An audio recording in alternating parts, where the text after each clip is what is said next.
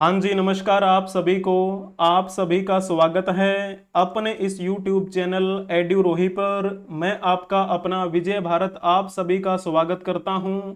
आज का इतिहास सीरीज के अंतर्गत चलने वाली कक्षाएं आप सभी को डेली सुबह 7:30 बजे प्रोवाइड करवा दी जाती हैं अपने इस YouTube चैनल एड्यूरोही ऑफिशियल पर। आज 16 अगस्त के दिन आप सभी का स्वागत है इस कक्षा में। Today in history with MCQs.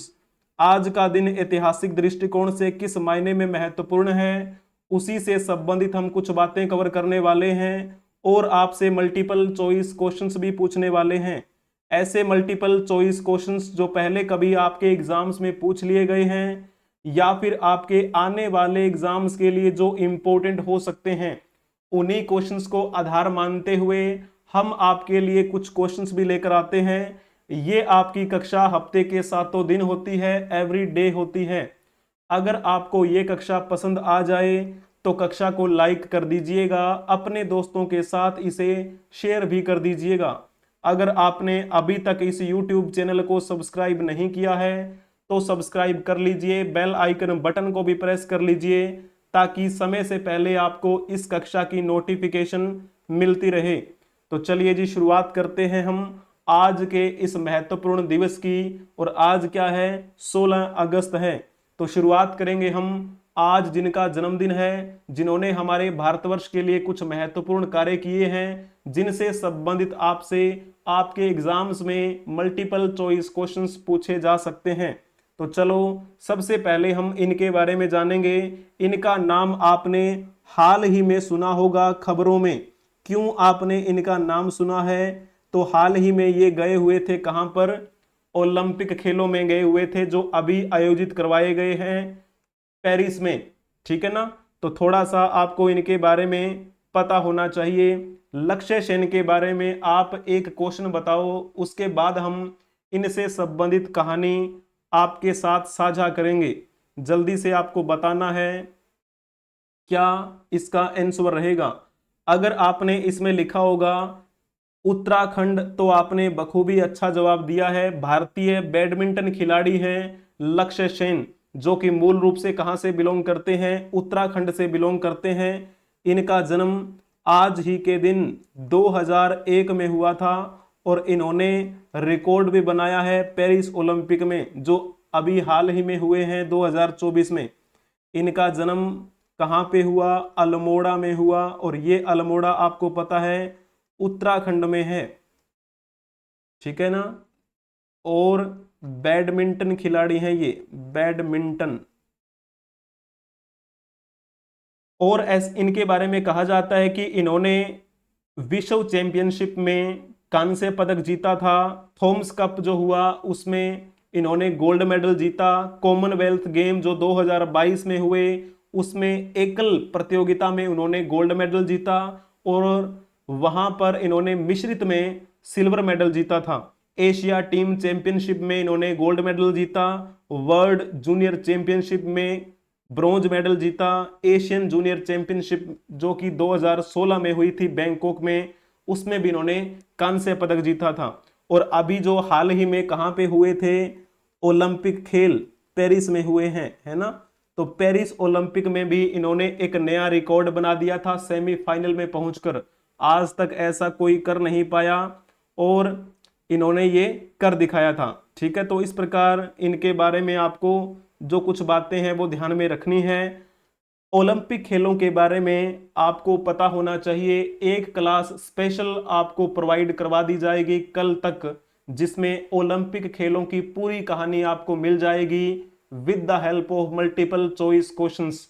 आप उस कक्षा को मल्टीपल चॉइस क्वेश्चंस के माध्यम से कवर कर जाएंगे। आपको पूरी बातें पता लग जाएंगी, ओलंपिक खेल कब से शुरू हुए और 2024 में जो पेरिस ओलंपिक खेल हुए हैं तब तक की पूरी कहानी आपको उसमें बता दी जाएगी। यही है अल्मोड़ा के 22 वर्ष के विश्व चैंपियनशिप 2021 के कांस्य पदक विजेता। ठीक है ना? तो इनके बारे में आपको पता होना चाहिए। आज इनका जन्मदिन है, इनको बहुत बहुत बधाई हो। और जब हम अभी हाल ही के हुए ओलंपिक खेलों की बात करते हैं तो आप ये बताइएगा कि निम्नलिखित में से किसने पेरिस ओलंपिक में भारत के लिए पहला पदक जीता। अभी हुए हैं, ज्यादा समय भी नहीं हुआ है। कब से कब तक चले थे ये? 26 जुलाई से लेकर 11 अगस्त 2024 तक ये ओलंपिक खेल हुए थे।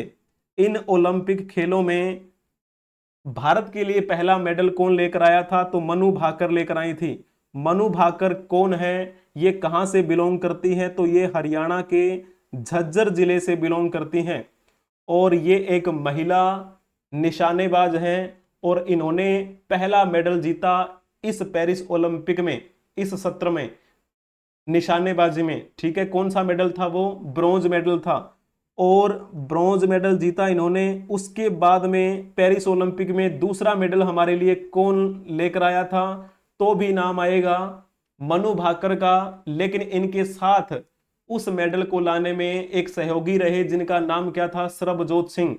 पहला मेडल जो ब्रॉन्ज लाया गया इनके द्वारा वो तो था एकल प्रतियोगिता में। दूसरा मेडल जो था वो था इनका मिक्स्ड प्रतियोगिता में। सरबजोत सिंह भी हरियाणा से बिलोंग करते हैं और वो हरियाणा के अंबाला डिस्ट्रिक्ट से बिलोंग करते हैं। वहां पर एक गांव पड़ता है धीन गांव, वहां से बिलोंग करते हैं सरबजोत सिंह। पेरिस ओलंपिक में जो हम बात करें, पेरिस ओलंपिक में कौन सा संस्करण था? ये 33वां संस्करण था। पेरिस ओलंपिक 33वां। ठीक है, अब जब हम बात करें इसके बाद कब होगा ओलंपिक? हर 4 साल बाद में होते हैं और ये आपका अगर 2024 में आयोजित किया गया है तो अगले वाला कब होगा? 2028 में होगा। सिंपल सी बात है। और वो ओलंपिक खेलों का कौन सा संस्करण होगा? 34वां। और 34वां जो संस्करण है कहां पे आयोजित करवाया जाएगा? लॉस एंजलिस में। और ये जो लॉस एंजलिस है ये कहां पर पड़ता है? तो आपको पता होना चाहिए, ये तो संयुक्त राज्य अमेरिका में है। उसके बाद में 4 साल बाद फिर से ओलंपिक खेलों का आयोजन किया जाएगा 2032 में। और 2032 में कौन सा संस्करण होगा? 35वां संस्करण होगा। और ये जो है 35वां संस्करण जो है ब्रिस्बेन, ब्रिस्बेन कहां पर है? आपको पता होना चाहिए। ब्रिस्बेन की जब हम बात करते हैं ये तो ऑस्ट्रेलिया में है ना, ऑस्ट्रेलिया। 2032 में 35वां संस्करण आयोजित किया जाएगा। अगर हम बात करें उसके भी बाद में 2036 में 36वां संस्करण जो आयोजित होना है उसके लिए हमारा भारत अपनी तैयारियां कर रहा है। उसकी न्यूज मैंने आपको करंट अफेयर्स वाली क्लास में बता रखी है। भारतीय प्रधानमंत्री श्री नरेंद्र मोदी ने कहा कि हम इसके लिए तैयारियां कर रहे हैं और ये ओलंपिक खेलों की मेजबानी करना 2036 के, वो हमारे लिए क्या है? एक सपने जैसा है। उसको भी हम कवर करेंगे। हालांकि मैंने उसकी कक्षा जो है वो आपको प्रोवाइड करवा रखी है, उसमें आप चेक कर सकते हैं। ठीक है ना, तो उसमें आपको कोई भी परेशानी नहीं होनी चाहिए। करंट अफेयर्स की कक्षा में मैंने ये न्यूज कवर की है। अभी ओलंपिक खेलों के इतिहास को लेकर उसका क्या बैकग्राउंड रहा, कैसे उसकी शुरुआत हुई, कौन इसके संस्थापक हैं, क्या क्या इसमें होता है, वो सारी बातें आपको पता लग जाएंगी एक क्लास में। उस क्लास के बारे में आपको जल्दी ही इंफॉर्मेशन दे दी जाएगी। चलिए अब हम उनके बारे में जान लेंगे जिनकी आज जयंती है और जिनकी आज पुण्यतिथि है। तो सबसे पहले हम बात करेंगे जिनकी आज जयंती है। तो यहां पर आपने शायद ये नाम बखूबी सुना होगा। इनका नाम क्या है? सुभद्रा कुमारी चौहान। सुभद्रा कुमारी चौहान के बारे में आपको पता होना चाहिए। ये किस रूप में प्रसिद्ध रही है? तो ये हमारे भारत की एक बड़ी ही प्रसिद्ध कवित्री रही हैं। 1904 में इनका जन्म हुआ था आज ही के दिन। कहां पे? इलाहाबाद में। और ये इलाहाबाद वर्तमान की दृष्टि से क्या कहा जाता है? प्रयागराज कहा जाता है। प्रयागराज में गंगा और यमुना का मिलन होता है ना, तो वो भी आपको पता होगा। और इनकी मृत्यु कहां पे हुई थी? इनकी मृत्यु 15 फरवरी 1948 को हुई थी सड़क दुर्घटना में। कहां पर? नागपुर में। नागपुर और जबलपुर का जो एरिया है, नागपुर तो हालांकि महाराष्ट्र में है, जबलपुर आपका मध्य प्रदेश में है। तो वो जो रोड जा रहा था वहीं पर इनकी सड़क दुर्घटना में मृत्यु हो गई थी। किस रूप में इन्होंने अपनी एक जान पहचान बनाई, तो हिंदी भाषा में इन्होंने अपनी पहचान बनाई। हिंदी भाषा की ये कवित्री रही, ठीक है ना, कवित्री। जिस प्रकार अगर कोई पुरुष होता तो हम क्या बोलते, कवि कहते, महिला है तो हम कवित्री लिखेंगे, ठीक है। कवित्री होने के साथ साथ ये एक बेहतरीन कहानीकार भी थी, एक स्वतंत्रता सेनानी भी रही। अब अगर आपसे एक क्वेश्चन मैं पूछूं तो आप इस क्वेश्चन का जवाब देने का प्रयास करेंगे, कौन सा ऑप्शन आपका ठीक रहेगा। आपने यहां पे क्या लिख देना है, ऑप्शन बी टिक कर देना है। पूछा क्या गया है, निम्नलिखित में से कौन सी कृति सुभद्रा कुमारी चौहान की रचना है, यानी कि इनके द्वारा लिखी गई रचना कौन सी है। झांसी की रानी, बचपन में आपने ये लाइनें बहुत सुनी होंगी। चमक उठी सन 57 में वह तलवार पुरानी थी, बुंदेले हर बोलों के मुंह हमने सुनी कहानी थी, खूब लड़ी मर्दानी वो तो झांसी वाली रानी थी। ये जो पंक्तियां लिखी गई हैं किसके द्वारा लिखी गई हैं, सुभद्रा कुमारी चौहान के द्वारा लिखी गई हैं। वीर रस से ओत प्रोत इन पंक्तियों की रचिता कौन है, सुभद्रा कुमारी चौहान, एक महान कवित्री हमारे भारतवर्ष की, जिनकी आज जयंती है, उनको हम नमन करते हैं। तो इस प्रकार से कुछ बातें जो हैं आप इनके बारे में और भी पढ़ सकते हैं। हालांकि जब हम बाकी ऑप्शंस के बारे में बात करें तो यहां पर चलो देख लेते हैं। सुहाग के नूपुर, ये जो रचना है ये किसके द्वारा लिखित है। आपने एक राइटर का नाम सुना होगा, अमृतलाल नागर। अमृतलाल नागर के द्वारा रचित है ये सुहाग के नूपुर। पल्लव नामक रचना किसके द्वारा लिखित है, तो आपने सुमित्रा नंदन पंत का नाम जरूर सुना है। सुमित्रा नंदन पंत के द्वारा लिखित रचना का नाम है पल्लव। और जो ये उर्वशी है ये किसके द्वारा लिखित रचना है, तो आपने नाम सुन रखा है रामधारी सिंह दिनकर का। रामधारी सिंह दिनकर के द्वारा लिखित रचना है उर्वशी, ठीक है। तो ये कुछ बातें जो हैं आपने अच्छी लिखी होंगी, आपने सुनी होंगी, ठीक है ना।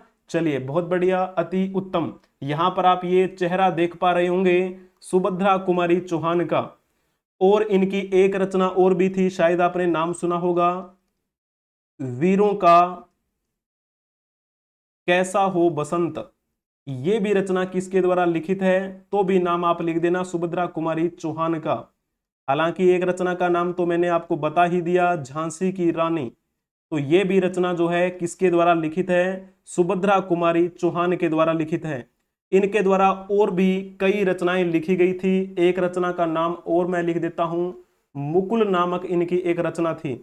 इनकी एक रचना और थी बिखरे मोती, बिखरे मोती, ठीक है ना। तो ये कुछ जो बातें हैं इनके बारे में आपको पता होना चाहिए। से कसरिया पुरस्कार इनको दिया गया था, इनके योगदान को ध्यान में रखते हुए। अब चलो हम इनके बारे में भी जानकारी हासिल कर लेते हैं। शायद आपने इनका नाम सुना है, कोटला विजय भास्कर रेड्डी। कोटला विजय भास्कर रेड्डी के बारे में थोड़ी सी जानकारी हम हासिल कर लेते हैं। इनका जन्म आज ही के दिन 1920 में हुआ था, 1920 में। और इनकी मृत्यु 27 सितंबर 2001 को हुई थी। और इनको हम किस वजह से जानते हैं, तो ये आंध्र प्रदेश के मुख्यमंत्री रहे। आंध्र प्रदेश के भूतपूर्व मुख्यमंत्री कोटला विजय भास्कर रेड्डी की आज जयंती है, मुख्यमंत्री। हालांकि जब हम बात करते हैं कौन से नंबर के ये मुख्यमंत्री थे आंध्र प्रदेश के, तो 9वें मुख्यमंत्री थे। और कितनी बार मुख्यमंत्री रहे, 2 बार मुख्यमंत्री रहे। वर्तमान में आंध्र प्रदेश के मुख्यमंत्री कौन है, तो फिर आपको नाम लिख देना है नारा चंद्रबाबू नायडू का, जो कि तेलुगु देशम पार्टी के अध्यक्ष हैं। उनके बारे में मैंने आपको बहुत सारी बातें बता रखी हैं, अनगिनत बातें बता रखी हैं। आंध्र प्रदेश के भूतपूर्व मुख्यमंत्री कौन सी पार्टी से संबंधित थे, इंडियन नेशनल कांग्रेस से संबंधित थे, जिसे हम भारतीय राष्ट्रीय कांग्रेस के नाम से जानते हैं। और अपने चाहने वालों के बीच में ये किस नाम से प्रसिद्ध हुए, तो रेड्डी पेडायाना के नाम से ये प्रसिद्ध हुए अपने उस क्षेत्र में। कौन सी पार्टी से बिलोंग करते थे? इंडियन नेशनल कांग्रेस से। अब अगर आपसे पूछा जाए इंडियन नेशनल कांग्रेस की स्थापना कब की गई थी, तो फिर आप कौन सा आंसर टिक करना पसंद करेंगे? अगर आपने ऑप्शन दिया होगा बी ऑप्शन, तो आपने बखूबी अच्छा जवाब दिया है। 28 दिसंबर 1885 को बॉम्बे के गोकुलदास तेजपाल संस्कृत कॉलेज में भारतीय राष्ट्रीय कांग्रेस की स्थापना की गई थी। किसके नेतृत्व में की गई थी? तो नाम आता है ए ओ हयूम का। ए ओ हयूम की मृत्यु 1912 में हुई, और 1912 में जब ए ओ हयूम की मृत्यु हो गई, उसके बाद में ए ओ हयूम को भारतीय राष्ट्रीय कांग्रेस का संस्थापक घोषित किया गया था। ये ए ओ हयूम एक ऑर्निथोलॉजिस्ट थे, यानी हिंदी में कहें तो एक पक्षी विज्ञानी थे। ठीक है ना? तो इस प्रकार आपको बातें ध्यान में रखनी है। हालांकि इसकी स्थापना पुणे में होनी थी, लेकिन वहां पर बीमारी फैल जाने की वजह से इसकी स्थापना कहां पे की गई थी? बॉम्बे में, जिसे हम वर्तमान की दृष्टि से मुंबई के नाम से जानते हैं। तो जहां पर स्थापना हुई होगी, जाहिर सी बात है लोग वहां पर इकट्ठे हुए होंगे, वहां पर इन्होंने बैठक भी की होगी। तो जाहिर सी बात है पहली बैठक इनकी बॉम्बे में ही हुई, पहला सम्मेलन इनका बॉम्बे में ही हुआ। 1885 के पहले अधिवेशन में अध्यक्षता किसने की थी? तो नाम आता है व्योमेश चंद्र बनर्जी का, जो कि एक हिंदू व्यक्ति थे। ठीक है। और अगर हम बात करें 1886 में दूसरा अधिवेशन कहां पे हुआ था, तो नाम आता है कलकत्ता का, जिसे हम वर्तमान की दृष्टि से कोलकाता के नाम से जानते हैं। और इसमें अध्यक्षता किसने की थी? तो नाम आता है दादा भाई नौरोजी। दादा भाई नौरोजी, जिनको हम grand old man of India के नाम से जानते हैं, जो कि एक पारसी व्यक्ति थे। उसके बाद में 1887 का जो अधिवेशन हुआ वो कहां पे हुआ था? मद्रास में। मद्रास अधिवेशन में अध्यक्षता करने वाले व्यक्ति कौन थे? तो नाम आएगा बदरुद्दीन तैयब, जो कि एक पहले मुस्लिम व्यक्ति थे अध्यक्षता करने वाले। 1888 में अध्यक्षता किसने की थी? तो नाम आता है जॉर्ज यूल का, जो कि पहले अंग्रेज व्यक्ति थे भारतीय राष्ट्रीय कांग्रेस के अधिवेशन में अध्यक्षता करने वाले। और ये कहां पर हुई थी? तो आप कहेंगे इलाहाबाद का नाम लिख देना, जो कि हम प्रयागराज के नाम से जानते हैं, जहां पर गंगा यमुना नदी का संगम है। पहला अधिवेशन बॉम्बे में, दूसरा अधिवेशन कोलकाता में, तीसरा अधिवेशन मद्रास, और चौथा अधिवेशन आपका इलाहाबाद में। ठीक है। तो पहला यहां पे लिख दो, दूसरा आपको ऐसे बना देना है, तीसरा आप नीचे यहां पे, और चौथा आपको ऐसे। ठीक है। तो याद रखना भी आसान है, कई बार आपका वनडे एग्जाम में डायरेक्ट पूछ लिया जाता है पहले अंग्रेज व्यक्ति कौन थे जिन्होंने अध्यक्षता की थी, तो नाम पूछा जा सकता है, जॉर्ज यूल का नाम लिख देना। कई बार ऐसा भी पूछ लिया जाएगा भारतीय राष्ट्रीय कांग्रेस की पहली महिला अध्यक्ष कौन थी, तो नाम आएगा एनी बेसेंट का, जिन्होंने 1917 के कोलकाता अधिवेशन में अध्यक्षता की थी। कई बार ऐसा भी पूछा जाता है कि महात्मा गांधी ने भारतीय राष्ट्रीय कांग्रेस के अधिवेशन में अध्यक्षता कब की? उन्होंने तो अपने जीवन में केवल एक बार ही अध्यक्षता की थी, 1924 के बेलगाम अधिवेशन में। कई बार ऐसा भी पूछा जा सकता है भारतीय राष्ट्रीय कांग्रेस के अधिवेशन में अध्यक्षता करने वाली पहली भारतीय महिला अध्यक्ष कौन थी? तो फिर नाम आएगा सरोजिनी नायडू का। उन्होंने 1925 के कानपुर अधिवेशन में अध्यक्षता की थी, है ना। तो इस प्रकार कई क्वेश्चन आपसे अध्यक्षता को लेकर पूछे जाते रहे हैं और पूछे जाते भी हैं, तो आपको ये बातें ध्यान में रखनी है। अब चलो हम इनके बारे में भी जान लेते हैं, इनका क्या नाम है। इनका नाम बताने से पहले आपको एक क्वेश्चन बताना पड़ेगा। किसने भारतीय राजनीति पर लिखी गई अपनी पुस्तक पॉलिटिक्स इन इंडिया में भ्रष्टाचार और अपराधिता की उभरती राजनीतिक संस्कृति की आलोचना की है? बताइएगा कौन सा ऑप्शन इसमें से ठीक रहेगा, जल्दी से आपको बताना है। अगर आपने इसमें लिखा होगा रजनी कोठारी, तो आपने बखूबी अच्छा जवाब दिया है। रजनी कोठारी के बारे में आज हम बात करेंगे। यही तो है रजनी कोठारी, जिनके द्वारा लिखित रचना का नाम क्या है? Politics in India. तो पॉलिटिक्स इन इंडिया के लेखक रजनी कोठारी का जन्म 16 अगस्त 1928 में हुआ था। इनकी मृत्यु 19 जनवरी 2015 को हुई थी। ये भी पॉइंट आपको ध्यान में रखना है। किस रूप में जाने जाते रहे हैं? तो इनके लेखक होने का तो मैंने प्रमाण आपको दे दिया है आपसे एक क्वेश्चन पूछकर। ये एक राजनेता भी थे, एक राजनीतिक विचारक कहेंगे, क्योंकि राजनीतिक परिदृश्यों को इन्होंने अच्छे ढंग से समझा और उन पर विचार विमर्श करते हुए अपने पहलुओं के बारे में भी इन्होंने बताया था। इसी के साथ में एक क्या रहे, ये एक शिक्षक भी रहे थे। इनका विशेष योगदान रहा और ऐसा कहा जाता है कि People's Union of Civil Liberties के ये राष्ट्रीय अध्यक्ष भी रहे थे। दलित पिछड़ी राजनीति को सूत्रबद्ध करने और अंतरराष्ट्रीय स्तर पर भूमंडलीकरण की ताकतों के खिलाफ बौद्धिक नाकेबंदी करने के लिए इन्होंने भरपूर प्रयास किए। ठीक है, तो इनसे संबंधित आपसे क्वेश्चन पूछा जाता है इस तरीके का, ये आपके लिए एक इंपॉर्टेंट सा क्वेश्चन बन जाता है।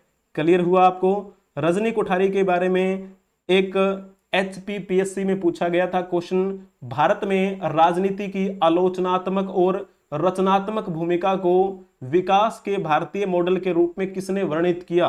तो भी आपसे क्वेश्चन पूछा जाए तो आप नाम लिख देना रजनी कोठारी का। ये आपका कहां पूछा गया था? हरियाणा के HCS एग्जाम में, ठीक है ना, सॉरी हिमाचल प्रदेश के HCS का, मतलब HCS हरियाणा का बोल देते हैं, HPPSC हिमाचल प्रदेश का हो गया, UPPSC आपका उत्तर प्रदेश का हो गया। इस प्रकार अलग अलग राज्यों में अलग अलग जो एग्जाम होते हैं PSC के, जिसे हम PCS के नाम से जानते हैं, वहां पर इस तरीके से क्वेश्चन पूछे जाते रहे हैं।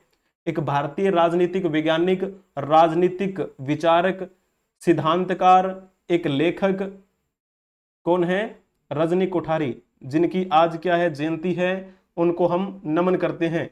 और ये जो इनकी रचना है ना, पॉलिटिक्स इन इंडिया, हिंदी में इसे कई बार भारत में राजनीति लिखा हुआ आपको मिलेगा, 1970 के आसपास में ये लिखी गई थी। इनकी एक रचना और भी है, भारतीय राजनीति में जाति नाम से, तो वो 1975 की बात है, 73 के आसपास की शायद, है ना, तो वो आप एक बार चेक कर लेना।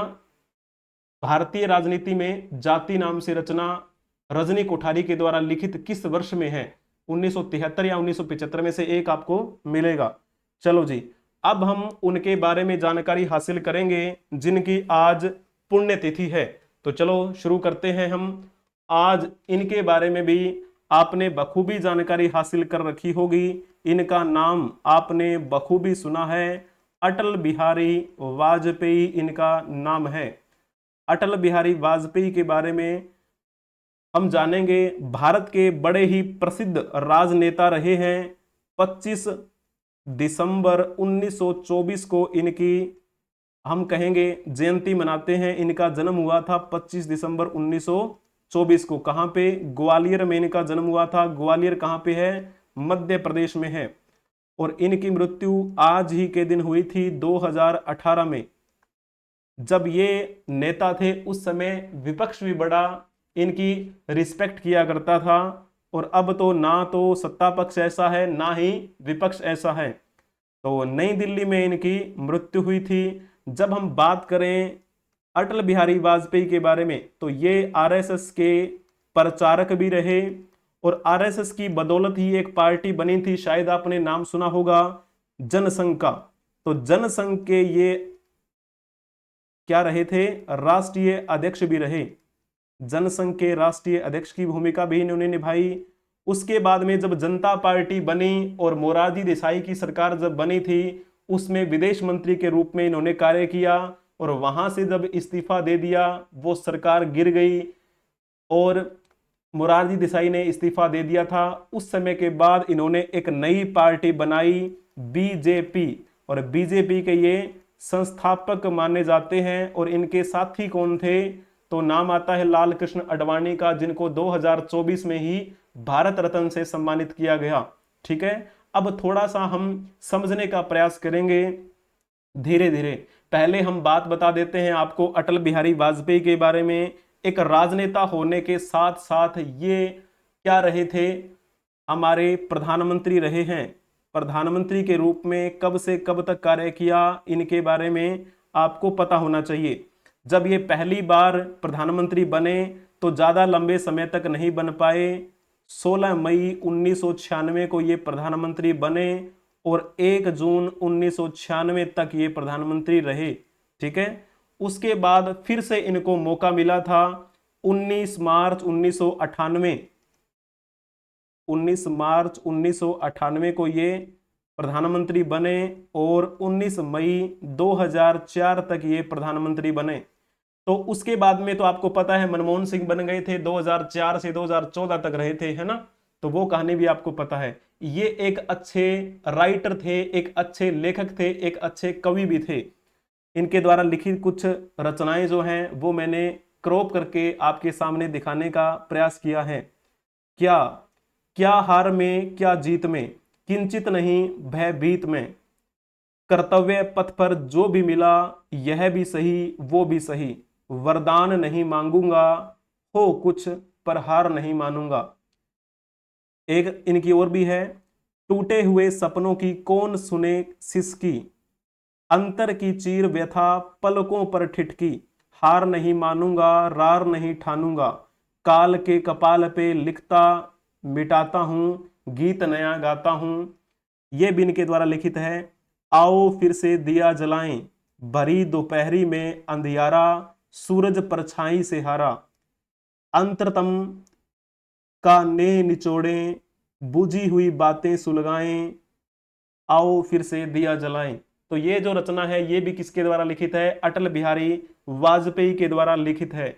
अभी मैंने क्या बताया, ये भारत के प्रधानमंत्री रहे और सबसे मेनली ये किस तरीके से जुड़े हुए थे, राष्ट्रीय स्वयंसेवक संघ से जुड़े हुए थे ये।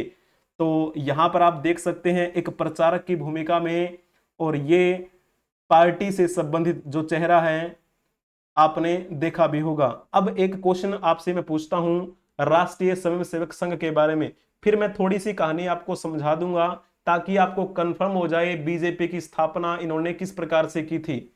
राष्ट्रीय स्वयंसेवक संघ की स्थापना दशहरे के दिन हुई थी 1925 में। विजयादशमी के दिन इसकी स्थापना की गई थी। किसके द्वारा की गई, डॉक्टर केशवराव बलिराम हेडगेवार के द्वारा, जो कि उस समय के जाने माने डॉक्टर्स में से एक थे। उन्होंने 27 सितंबर 1925 को आरएसएस की स्थापना की थी और इस प्रकार आरएसएस में बहुत से सरसंघ चालक होते रहे हैं। आपको पता है वर्तमान में आरएसएस के सरसंघ चालक कौन हैं, डॉक्टर मोहन राव भागवत। उससे पहले भी कई उसमें आरएसएस के सरसंघ चालक हुए हैं। जैसे मेनली कौन थे, तो मेन यानी कि संस्थापक कौन थे, तो नाम आता है डॉक्टर केशवराम बलिराम हेडगेवार का। उसके बाद में माधव सदाशिवराव गोलवलकर हुए, जिनका ये चित्र बीच में आपको दिखाई दे रहा है गुरुजी का, गुरुजी के नाम से प्रसिद्ध रहे।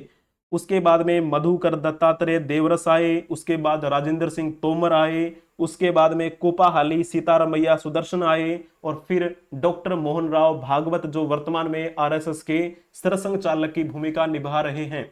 अब वापिस आ जाइए पुराने समय में, जब आरएसएस के दूसरे सरसंघ चालक गुरुजी थे यानी कि माधवराव सदाशिवराव गोलवलकर थे।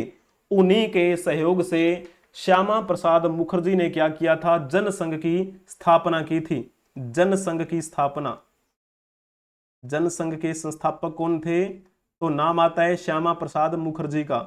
हालांकि जब पंडित जवाहरलाल नेहरू प्रधानमंत्री बने हुए थे, उनके मंत्रिमंडल में सदस्य थे ये कौन, श्यामा प्रसाद मुखर्जी। केंद्रीय उद्योग मंत्री का कार्यभार इन्होंने संभाला हुआ था और उसी समय आरएसएस पर महात्मा गांधी की हत्या के बाद प्रतिबंध लगा दिया गया और इन्होंने इस्तीफा भी दे दिया।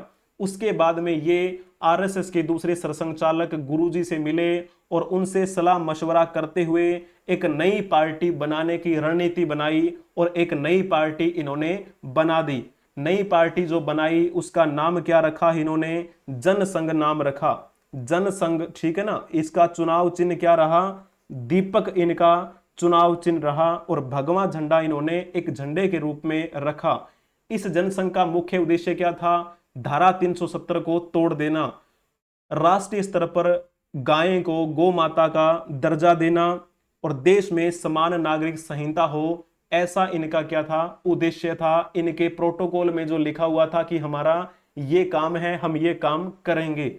फिर समय बीतता गया, जनसंघ में अलग अलग राष्ट्राध्यक्ष बनते गए, राष्ट्रीय कार्यकारिणी में अध्यक्ष बनते गए। फिर एक समय आया जब इस जनसंघ के अध्यक्ष बना दिए गए अटल बिहारी वाजपेयी। अटल बिहारी वाजपेयी के बारे में कहा जाता है कि वो 1969 से 1972 तक इस जनसंघ के राष्ट्रीय अध्यक्ष रहे थे। क्योंकि आज हम किन की बात कर रहे हैं, अटल बिहारी वाजपेयी की बात कर रहे हैं। तो उसके बाद में क्या हो गया, 1973 से लेकर 1977 तक फिर इसके कौन रहे थे राष्ट्रीय अध्यक्ष, तो फिर नाम आता है लाल कृष्ण आडवाणी का। लाल कृष्ण आडवाणी।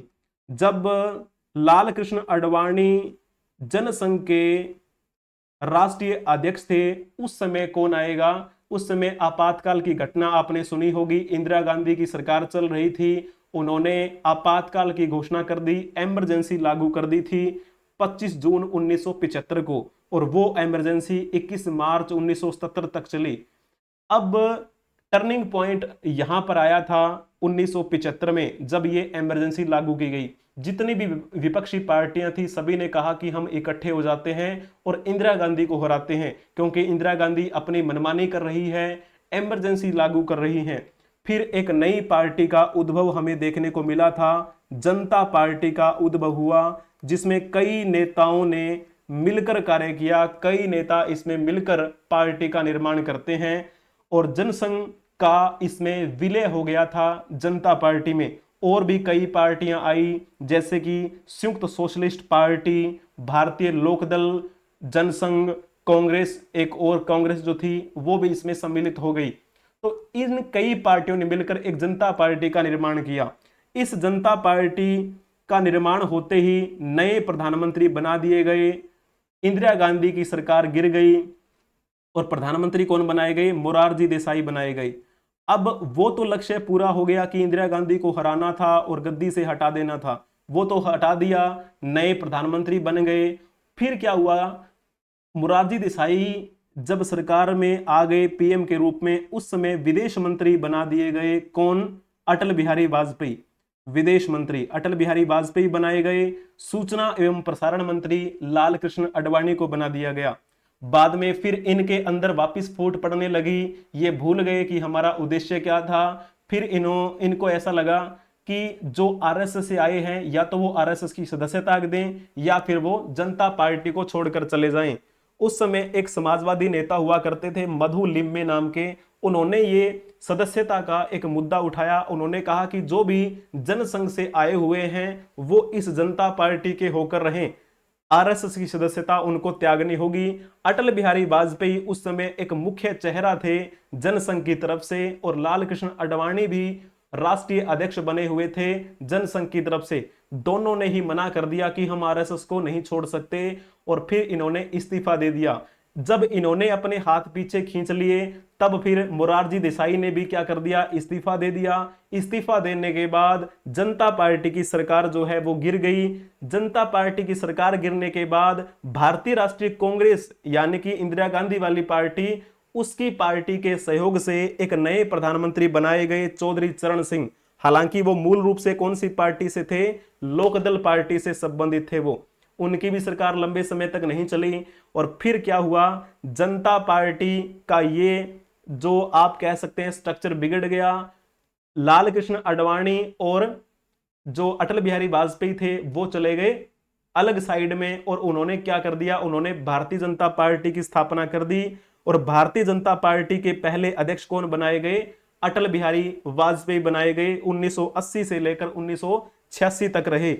भारतीय जनता पार्टी की स्थापना आपको पता है कब हुई थी, 1980 6 अप्रैल को हुई थी।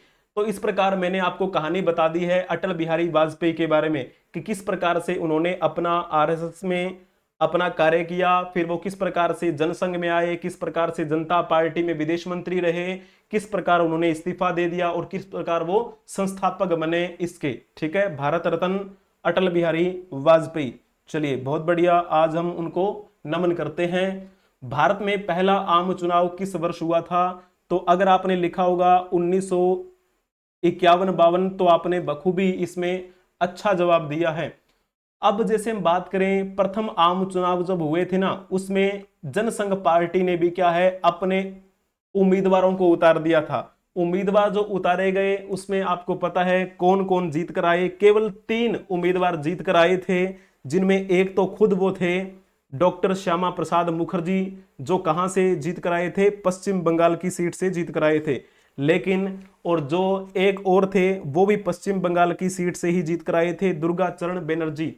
तीसरे व्यक्ति राजस्थान की चित्तौड़ सीट से जीत कर आए थे। पहले आम चुनाव के बारे में थोड़ा हम आपको बताएं। ये आम चुनाव कब हुए थे? 25 अक्टूबर 1951 से शुरू हुए और 21 फरवरी 1952 तक ये चले थे।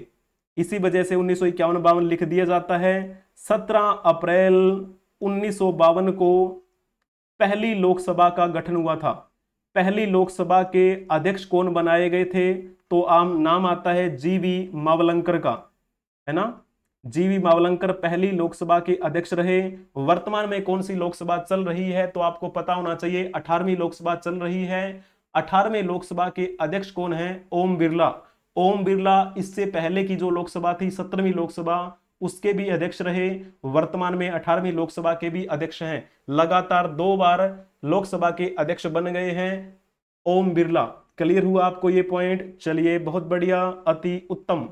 अब चलो हम इनके बारे में जान लेते हैं। इनके बारे में अगर कहें तो ये कौन है? ये हैं चेतन चौहान। इनका नाम शायद आपने सुना भी होगा अगर आप क्रिकेट प्रेमी हो तो। इनका जन्म 21 जुलाई 1947 को हुआ था। कहां पर? मेरठ में। मेरठ कहां पे पड़ता है? उत्तर प्रदेश में पड़ता है। और इनकी मृत्यु आज ही के दिन 2020 में हुई थी। कहां पे? गुरुग्राम में। और ये जो गुरुग्राम है कहां पे है? ये तो हरियाणा में है, ठीक है ना। हमारे भारत के सलामी बल्लेबाज रहे हैं ये। सलामी बल्लेबाज चेतन चौहान के बारे में आपने बखूबी जानकारी हासिल की होगी। बहुत लंबे समय पहले की बात है और ऐसा कहा जाता है कि टेस्ट मैच में सबसे पहली बार ये 1969 में खेले थे न्यूजीलैंड के खिलाफ और 1981 तक ये खेले। और वनडे की अगर हम बात करें, वनडे क्रिकेट में भी इन्होंने अपना हाथ आजमाया था 1978 से लेकर 1981 तक। आपको पता है हमारे भारतीय क्रिकेट टीम ने पहली बार वनडे वर्ल्ड कप कब जीता था? तो वो तो 1983 में जीता था। उससे पहले ये हमारे क्रिकेटर रह चुके हैं, 2 साल पहले क्रिकेटर रहे थे। इनके संन्यास लेने के 2 साल बाद हमने वो क्या किया? क्रिकेट विश्व कप जीता था। 2 बार हम वनडे क्रिकेट विश्व कप जीत चुके हैं। और यहां पर आप फोटो देख लीजिए। पहला वनडे वर्ल्ड कप हमने कब जीता? तो आपको पता होना चाहिए 1983 में। इनके बाद की बात है और 1983 में कपिल देव हमारे कप्तान थे। उसके बाद वनडे वर्ल्ड कप हमने जीता था 2011 में और उस समय हमारे कप्तान थे MS धोनी, महेंद्र सिंह धोनी, ठीक है। तो वनडे वर्ल्ड कप हमने 2 बार जीता है। अगर आपसे यह पूछा जाए कि भारतीय टीम ने कितनी बार ICC T20 वर्ल्ड कप जीता है? वनडे वर्ल्ड कप 2 बार हो गया। T20 वर्ल्ड कप कितनी बार जीता है हमने? तो भी आपको ऑप्शन में टिक करना है 2 बार। पहली बार कब जीता था हमने T20 वर्ल्ड कप? 2007 में, जब हमारे कप्तान महेंद्र सिंह धोनी थे। उसके बाद दूसरी बार हमने T20 वर्ल्ड कप कब जीता है? 2024 में। और इस 2024 के T20 वर्ल्ड कप के दौरान भारतीय टीम की कमान कौन संभाल रहे थे? रोहित शर्मा। और रोहित शर्मा के नेतृत्व में हमने दूसरी बार ये जीत लिया। पहली बार हमने MS धोनी की कप्तानी के अंडर में T20 वर्ल्ड कप जीता था। T20 वर्ल्ड कप जीतने के बाद रोहित शर्मा, विराट कोहली और रविंद्र जडेजा ने T20 फॉर्मेट से संन्यास ले लिया, वो भी आपने देखा। अभी हम बात कर रहे हैं क्रिकेट की। पूरे विश्व स्तर पर अगर देखा जाए तो क्रिकेट जो है, उस क्रिकेट से संबंधित रूल्स एंड रेगुलेशन बनाने का काम कौन करता है? तो आपको पता है अंतरराष्ट्रीय क्रिकेट परिषद करता है। अंतरराष्ट्रीय क्रिकेट परिषद की स्थापना कब हुई थी? 1909 में हुई थी, ठीक है ना। तो जब हम बात करते हैं इसकी हेडक्वार्टर कहां पे है?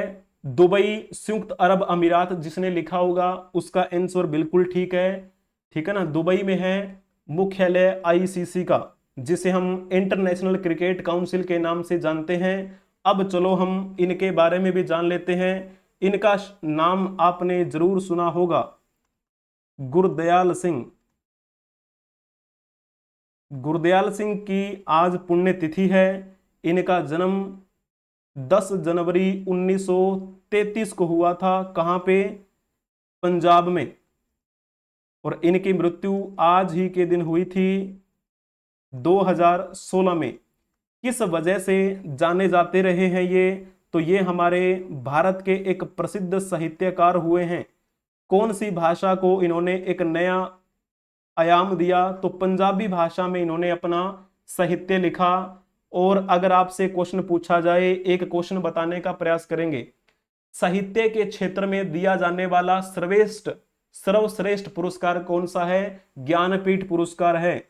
तो इनको ज्ञानपीठ पुरस्कार से सम्मानित किया गया। इससे आप अंदाजा लगा सकते हैं कितने महान साहित्यकार रहे होंगे अपने समय के। इनको 1999 में ज्ञानपीठ पुरस्कार से सम्मानित किया गया था। अगले इससे एक साल पहले 1998 में इनको भारत सरकार के द्वारा पद्मश्री से सम्मानित किया गया। पद्मश्री जो हमारे भारत का चौथे नंबर का सर्वोच्च नागरिक सम्मान है। शिरोमणि साहित्य पुरस्कार से इनको सम्मानित किया गया था 1992 में।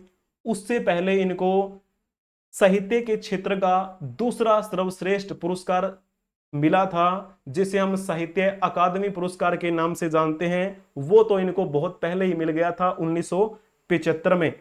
इनकी रचनाओं की बात करें, रुखे मिस्से बंदे एक इनकी रचना है, रुखे मिस्से बंदे। अगर मैं लिखूं पंजाबी में लिख देता हूं, चलो, रुखे मिस्से बंदे, ये इनकी जो रचना है इन्होंने पंजाबी में लिखी। एक इनकी रचना थी परसा, एक था मड़ी दा दीवा, रेत दी एक मुट्ठी नाम से भी इनकी एक रचना थी। आप पढ़ सकते हैं इनके बारे में और भी। चलिए अब हम इनके बारे में भी जान लेते हैं। शायद आपने इनका नाम सुना होगा, अन्ना मणि। अन्ना मणि। एक क्वेश्चन आप बताइएगा जल्दी से, भारतीय भौतिक और मौसम वैज्ञानिक अन्ना मणि किस राज्य से संबंधित थी? अगर आपने इसमें लिखा होगा केरल, तो आपने बखूबी अच्छा जवाब दिया है। एक मौसम वैज्ञानिक रही है हमारे भारत की। इनका जन्म कब हुआ था? 23 अगस्त 1918 में इनका जन्म हुआ था। कहां पे? तो आपने त्रावणकोर का नाम सुना होगा। त्रावणकोर वर्तमान की दृष्टि से देखा जाए तो कहां पर पड़ता है? ये केरल में है। इनकी मृत्यु आज ही के दिन 2001 में हुई थी। कहां पे? तिरुवनंतपुरम में, तिरुवनंतपुरम क्षेत्र में। Sorry, typing mistake.